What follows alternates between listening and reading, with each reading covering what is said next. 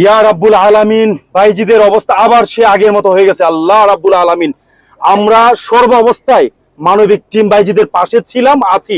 এই মুহূর্তে আমরা এখন বাইজিদকে সিলেট ওসমানী মেডিকেল হসপিটালে আবার পাঠাচ্ছি। আল্লাহ রাব্বুল আলামিন এই বাইজিদের চিকিৎসার জন্য মানবিক টিম তথা আমি হালুয়াপাড়া গ্রামের সর্বস্তরের লোকদেরকে এবং বিভিন্ন অঙ্গ সংগঠনের জড়িত সবার প্রতি আকুল আবেদন, বাইজিদকে সহায়তার হাত বাড়াচ্ছি।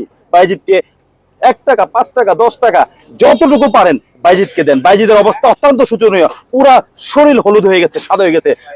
হিমোগ্লোবিন আবার সেই 1.5-এ চলে আসছে, 1.5-এ চলে আসছে। আমরা বাইজিদের সম্পূর্ণ চিকিৎসা এবং সুস্থতার জন্য সবার কাছে দোয়া চাচ্ছি। দয়া করে বাইজিদকে সহযোগিতা করুন।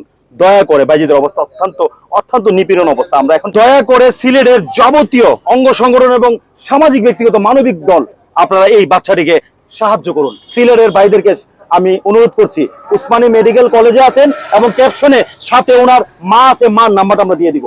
দয়া করে এই বাচ্চাটিকে বাঁচাতে এগিয়ে আসুন, দয়া করে প্লিজ ভাই।